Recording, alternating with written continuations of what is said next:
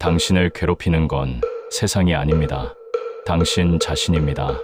평생을 살아오면서 쌓인 그 모든 상처들, 용서하지 못한 그 사람, 잊지 못한 그 말 한마디. 당신은 그것들이 당신을 괴롭힌다고 생각하지만 사실은 그것들을 붙잡고 있는 당신의 손이 당신을 괴롭히고 있습니다. 오늘은 그 손을 펴는 법을 말씀드리겠습니다. 혹시 당신도 이런 적 있지 않으십니까? 밤에 잠이 깨면 30년 전 그 사람이 했던 말이 떠오르는 것. 아침에 눈을 뜨면 그때 내가 왜 그랬을까 하는 자책이 가장 먼저 찾아오는 것. 그 괴로움, 당신만의 것이 아닙니다. 하지만 오늘 이 자리에서 분명히 말씀드립니다. 당신을 괴롭히는 건 그 사람도 그 일도 아닙니다.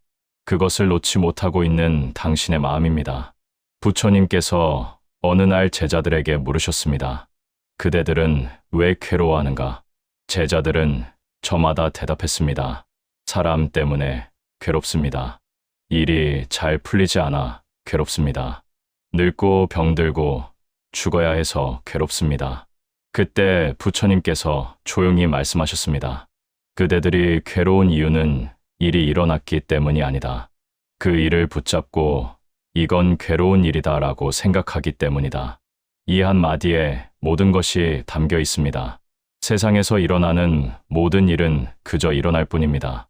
비가 내리고 바람이 불고 꽃이 피고 낙엽이 지는 것처럼 삶의 모든 일은 인연 따라 흘러가는 자연의 흐름일 뿐입니다. 그런데 우리는 그 흐름을 거스릅니다. 이건 안 돼. 이건 싫어. 이건 잘못된 거야. 그 순간부터 괴로움이 시작됩니다. 많이 견디셨지요. 시어머니의 그 말, 남편의 그 무관심, 자식의 그 배신. 하지만 견딘 만큼 쌓인 것은 평안이 아니라 묵은 원망이었을 겁니다. 그런데 말입니다. 그 시어머니의 말은 이미 공기 속으로 흩어졌습니다. 그 남편의 무관심은 이미 지나갔습니다. 자식의 그 행동도 과거의 일입니다. 하지만 당신은 아직도 그것을 붙잡고 계십니다. 10년, 20년, 어떤 분은 30년을 그대로 붙잡고 계십니다. 그것이 당신을 괴롭히는 겁니다. 잠시 이 말씀을 곱씹어 보시기 바랍니다.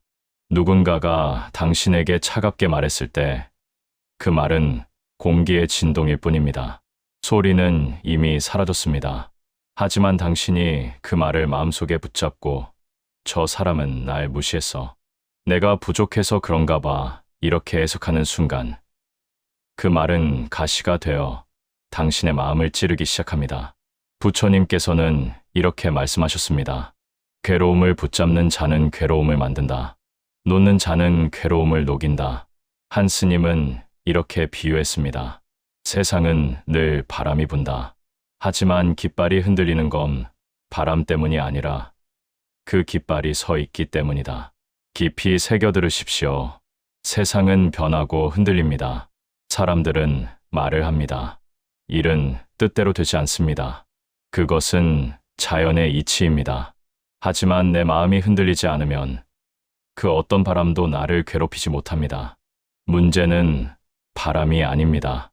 그 바람에 서 있는 깃발, 즉 당신의 마음입니다. 여기서 많은 분들이 이렇게 묻습니다. 스님, 그럼 상처받은 건 내 탓입니까? 잘못한 건 저 사람인데 제가 마음을 다스려야 한다는 겁니까? 천천히 숨을 쉬어 보십시오. 제가 40년 가까이 수행하며 본 것은 이겁니다. 우리가 화를 내는 것은 누군가가 잘못해서가 아닙니다. 내 마음 안에 분노의 씨앗이 있기 때문입니다. 누군가 당신을 욕했을 때 그 말이 당신 마음속 분노의 불씨를 건드렸기 때문에 불이 붙은 겁니다. 만약 그 불씨가 없었다면 그 어떤 말도 당신을 태울 수 없습니다. 부처님께서는 이렇게 비유하셨습니다. 한 손으로 불을 잡으려는 자는 자신의 손부터 태운다. 당신이 던진 화살이 당신을 먼저 해칩니다. 당신이 미워하는 사람은 사실 당신을 해치지 않습니다. 그 사람을 미워하는 당신의 마음이 먼저 당신을 해칩니다. 미움은 타인을 향한 칼이지만 그 칼날의 첫 상처는 당신의 마음에 남습니다. 70평생 쌓인 원망이 얼마나 무거운지 압니다. 시어머니에게 받은 상처, 남편에게 들은 그 말, 자식에게 느낀 배신감, 그 모든 것이 가슴 한편에 돌처럼 박혀 있을 겁니다. 하지만 그 돌을 품고 사는 사람은 그 사람들이 아닙니다. 바로 당신입니다. 그들은 이미 잊었을지도 모릅니다. 어쩌면 그들은 그 순간 아무 생각 없이 말했을 수도 있습니다. 하지만 당신은 30년을 그 말을 가슴에 새기고 살아왔습니다. 그것이 원망의 본질입니다. 상대는 이미 떠났는데 당신의 마음속에서는 아직도 그와 함께 살고 있는 겁니다. 한 제자가 부처님께 물었습니다. 부처님, 저는 한 사람이 너무 미워서 그 얼굴만 봐도 마음이 뒤틀립니다. 부처님께서는 부드럽게 웃으시며 말씀하셨습니다. 그대는 그 사람을 매일 품고 다니는구나. 그 사람은 이미 떠났는데 그대의 마음속에서는 아직도 그와 함께 살고 있네. 이제 그만 내려놓으십시오. 당신을 괴롭힌 그 사람도, 당신을 상처 입힌 그 말도, 당신을 힘들게 한 그 사건도, 그것들은 이미 지나갔습니다. 하지만 당신이 붙잡고 있기 때문에 아직도 현재 진행형입니다. 부처님께서는 이렇게 말씀하셨습니다. 그대가 원망하는 자도 그대의 깨달음을 위해 온 인연이다. 들으십시오. 그 사람은 당신을 깨닫게 하기 위해 온 존재입니다. 그가 없었다면 당신은 자비를 배우지 못했을 것입니다. 그가 당신을 괴롭혔기에 당신은 당신 마음의 한계를 볼 수 있었습니다. 이렇게 마음이 바뀌면 원망은 감사로 변합니다. 그 사람 덕분에 내가 수행할 수 있었구나. 여기서 잠깐 멈춰 서 보십시오. 지금까지 당신은 세상이 나를 괴롭힌다고 생각하며 살아왔습니다. 하지만 진실은 이렇습니다. 세상은 당신을 괴롭히지 않습니다. 세상은 그저 거울일 뿐입니다. 당신의 마음 상태를 비춰주는 거대한 거울. 세상이 거칠어 보인다면 당신의 마음이 거칠기 때문입니다. 세상이 따뜻하게 느껴진다면 당신의 마음이 따뜻하기 때문입니다. 세상은 본래 아무 색이 없습니다. 당신의 마음이 어떤 빛을 비추느냐에 따라 세상은 그 빛을 닮아갑니다. 그럼 이제 가장 중요한 질문을 하겠습니다. 당신은 무엇을 붙잡고 계십니까? 내 뜻대로 되어야 한다는 생각입니까? 사람들이 나를 인정해줘야 한다는 기대입니까? 나는 억울하다는 피해의식입니까? 우리가 가장 많이 괴로워하는 이유는 바로 이 집착 때문입니다. 사람이 내 뜻대로 되지 않으면 화가 나고, 일이 내 계획대로 흘러가지 않으면 불안해지고, 세상이 내 기대에 맞지 않으면 서운해집니다. 하지만 세상은 당신의 뜻대로 움직이지 않습니다. 세상은 인연 따라 흘러갈 뿐입니다. 부처님께서 제자에게 물으셨습니다. 그대는 바다의 파도를 멈추고 싶은가? 제자가 말했습니다. 예, 바다가 고요하면 좋겠습니다. 부처님께서 웃으며 말씀하셨습니다. 파도를 멈추려 하지 말고 그 파도를 품는 바다의 마음을 배우라. 깊이 새겨 들으십시오. 세상의 변화는 막을 수 없습니다. 사람들은 변하고, 관계는 변하고, 몸은 늙고, 시간은 흐릅니다. 하지만 그 변화를 품는 마음은 배울 수 있습니다. 집착은 내 기준으로 세상을 재단하려는 마음입니다. 이건 옳고 저건 틀렸어. 이건 내가 원하는 방향이 아니야. 이렇게 스스로 세상을 나누는 순간 그 나눔이 고통을 만듭니다. 하지만 놓는다는 건 포기가 아닙니다. 놓음은 마음의 균형을 회복하는 행위입니다. 일이 되면 좋고 안 되면 또 다른 인연이겠지. 이렇게 바라보는 태도, 그것이 수행입니다. 창밖을 한번 보십시오. 지금도 세상은 흐르고 있습니다. 구름이 흐르고 바람이 불고 나무잎이 떨어집니다. 그 모든 것들은 누구의 허락도 받지 않고 그저 흐를 뿐입니다. 당신도 그렇게 흐십시오. 붙잡지 마십시오. 그저 흐름을 따라가십시오. 자, 이제 더 깊은 이야기를 하겠습니다. 바로 이 부분입니다. 우리가 괴로운 진짜 이유는 나라는 생각 때문입니다. 내가 옳다. 내가 억울하다. 내가 피해자다. 이 생각이 있는 한 괴로움은 멈추지 않습니다. 부처님께서는 이렇게 말씀하셨습니다. 나라는 생각이 일어나는 곳에 괴로움도 함께 일어난다. 우리가 상처받는 이유도 분노하는 이유도 결국은 나를 지키려 하기 때문입니다. 하지만 그 나는 어디에 있습니까? 몸입니까? 70년 전 당신의 몸과 지금 당신의 몸은 완전히 다릅니다. 마음입니까? 마음도 매 순간 변합니다. 기억입니까? 기억조차 희미해지고 왜곡됩니다. 그 어떤 것도 변하지 않고 남아있는 나는 없습니다. 나라고 부르는 것은 지금 이 순간 인연 따라 일어나는 하나의 현상일 뿐입니다. 이것을 무아라 합니다. 한 스님은 이렇게 말했습니다. 나를 지키려는 순간 괴로움이 시작된다. 나를 내려놓는 순간 평화가 온다. 나를 내려놓으십시오. 내가 옳다는 생각을 내려놓으십시오. 그러면 너는 틀렸다는 싸움도 사라집니다. 나는 억울하다는 생각을 내려놓으십시오. 그러면 저 사람이 미워라는 원망도 사라집니다. 나를 인정해줘야 한다는 기대를 내려놓으십시오. 그러면 왜 날 무시하나라는 서운함도 사라집니다. 나가 없으면 상처 입을 나도 없습니다.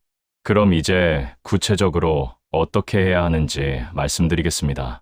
부처님께서는 괴로움을 멈추는 첫 번째 수행으로 알아차림을 말씀하셨습니다. 괴로움을 없애려 하지 말고 괴로움을 있는 그대로 알아차리라. 많은 사람들은 괴로움이 오면 도망칩니다. 술을 마시거나 TV를 보거나 다른 생각으로 덮으려 합니다. 하지만 괴로움을 밀어낼수록 그 괴로움은 더 깊어집니다. 진짜 수행은 괴로움을 바라보는 것입니다. 나는 지금 화가 났구나. 나는 지금 불안하구나. 이렇게 스스로를 바라보는 순간 그 감정은 당신을 지배하지 못합니다. 부처님께서는 말씀하셨습니다. 괴로움을 바라보는 자는 괴로움이 아니다. 이 알아차림이 바로 수행의 핵심입니다. 화가 일어나도 그 화를 아는 내가 있습니다. 두려움이 일어나도 그 두려움을 지켜보는 내가 있습니다. 그 순간 당신은 더 이상 괴로움의 노예가 아닙니다. 구체적으로 이렇게 하십시오. 첫째, 알아차리십시오. 누군가의 말에 화가 치밀어 오를 때, 지금 내가 화가 나는구나 라고 알아차리십시오. 둘째, 멈추십시오. 반응하려는 그 순간, 딱 멈추십시오. 숨을 한번 깊이 들이마시고 내쉬십시오. 셋째, 관찰하십시오. 이 화는 어디서 왔을까? 저 사람의 말 때문일까? 아니면 내 안에 있던 상처가 건드려진 걸까? 넷째, 놓으십시오. 이것도 지나가겠지. 모든 감정은 구름처럼 흘러간다. 하루에 단 1분만 이렇게 해보십시오. 아침에 일어나서 또는 잠들기 전에 숨을 들이쉴 때 붙잡지 않는다. 내쉴 때 놓아준다. 이 두 문장을 마음속으로 따라 해보십시오.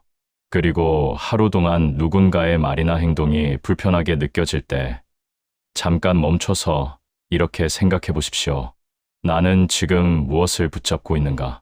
이것만으로도 당신의 마음은 놀랍도록 가벼워질 겁니다. 하지만 여기서 가장 중요한 수행이 하나 남았습니다. 바로 자기 자신을 용서하는 것입니다. 부처님께서는 말씀하셨습니다. 그대가 자신을 용서하지 못하면 그 어떤 수행도 열매 맺지 못한다. 사람들은 남을 용서하는 방법만 배웁니다. 하지만 진짜 용서는 자기 자신에게서 시작됩니다. 그때 내가 왜 그랬을까? 그 말만 하지 않았더라면, 그 선택만 안 했더라면 이런 생각이 평생을 따라다닙니다. 그 마음이 괴로움의 진짜 감옥입니다. 하지만 부처님께서는 이렇게 말씀하셨습니다. 그대가 죄를 지었다고 여기는 한 그대는 죄 속에 머문다. 하지만 그대가 스스로를 용서하는 순간 그대는 이미 해탈했다. 자책은 수행이 아닙니다. 자책은 자기 미움의 또 다른 얼굴입니다. 진짜 참회는 자기 이해와 용서에서 시작됩니다. 그때 나는 그럴 수밖에 없었다. 그 상황에서 나는 최선을 다했다. 그 사실을 받아들이는 순간 마음의 감옥이 열립니다. 70년을 살아오며 당신이 한 선택들, 그 모든 것이 그 순간에는 최선이었습니다. 지금의 눈으로 보면 후회스러울지 모르지만 그때 그 자리에 서 있던 당신에게는 그것이 유일한 선택이었습니다. 그러니 용서하십시오. 그때의 당신을, 지금의 당신을. 부처님께서는 말씀하셨습니다. 스스로를 용서하는 자는 세상을 용서한다. 마지막으로 이것만 기억하십시오. 부처님께서는 이렇게 말씀하셨습니다. 괴로움은 벌이 아니다. 깨달음의 문이다. 많은 사람들은 괴로움을 피하려 하고 그 괴로움을 없애야만 행복하다고 생각합니다. 하지만 부처님께서는 정반대의 말씀을 하셨습니다. 괴로움이 없으면 깨달음도 없다. 왜냐하면 괴로움은 마음의 어둠을 비추는 등불이기 때문입니다. 고통은 우리 안에 잠든 자비와 지혜를 깨우는 종소리입니다. 누군가에게 상처받았을 때 그 상처를 통해 나는 왜 이렇게 쉽게 흔들리는가를 볼 수 있다면 그 상처는 스승이 됩니다. 괴로움이 없었다면 우리는 자비를 배우지 못했을 것입니다. 괴로움이 없었다면 다른 이의 눈물에 공감하지 못했을 것입니다. 고통을 견디는 그 순간 우리는 조금씩 자비의 사람이 됩니다. 제가 산에서 30년을 살며 깨달은 것은 이겁니다. 자신의 괴로움을 이해한 자는 타인의 괴로움을 품을 수 있습니다. 우리가 괴로움을 통해 배운 것은 단 한 가지입니다. 세상에 괴롭지 않은 사람은 없다는 사실입니다. 누구나 사연이 있고 누구나 마음속에 눈물 한 줄기쯤은 가지고 있습니다. 그 사실을 깨닫는 순간 비로소 원망은 사라지고 연민이 피어납니다. 그도 괴로웠구나. 그도 나처럼 외로웠구나. 이 한 생각이 들 때 그대의 마음은 이미 부처의 마음입니다. 부처님께서는 말씀하셨습니다. 괴로움을 모르는 자는 남을 탓하고 괴로움을 이해한 자는 남을 품는다. 이제 당신이 해야 할 일은 괴로움을 없애는 것이 아니라 그 괴로움 속에서 자비를 피워내는 것입니다. 괴로움이 찾아오면 이렇게 생각해 보십시오. 이 또한 나를 깨우기 위한 부처님의 손길이구나. 그렇게 받아들이는 순간 괴로움은 고통이 아니라 축복으로 바뀝니다. 괴로움을 견디며 눈물을 흘리던 사람이 이제는 다른 이를 위로하는 존재가 됩니다. 당신의 상처는 이제 다른 사람의 빛이 됩니다. 부처님께서는 이렇게 말씀하셨습니다. 그대의 괴로움이 깊을수록 그대의 자비는 넓어진다. 이제 괴로움은 끝났습니다. 그 괴로움을 통해 지혜를 얻었고 그 지혜로 세상을 품을 준비가 되었기 때문입니다. 당신을 괴롭히는 건 세상이 아닙니다. 세상을 괴롭게 보는 당신의 마음입니다. 하지만 이제 알았습니다. 그 마음을 바꾸는 것이 당신의 손 안에 있다는 것을. 놓으십시오. 원망을, 집착을, 내가 옳다는 생각을, 나를 지키려는 몸부림을. 그냥 천천히 놓으십시오. 꽉 쥔 주먹을 천천히 펴보십시오. 손바닥이 시원합니다. 놓는 순간 이미 자유입니다. 마음이 밝으면 세상도 환해집니다. 당신의 고통은 당신 잘못이 아니었습니다. 다만 몰랐을 뿐입니다. 이제 알았으니 비우기만 하면 됩니다. 부처님의 지혜가 당신의 마음을 비추길 바랍니다. 당신의 하루가 오늘은 조금 더 가벼워지길 바랍니다.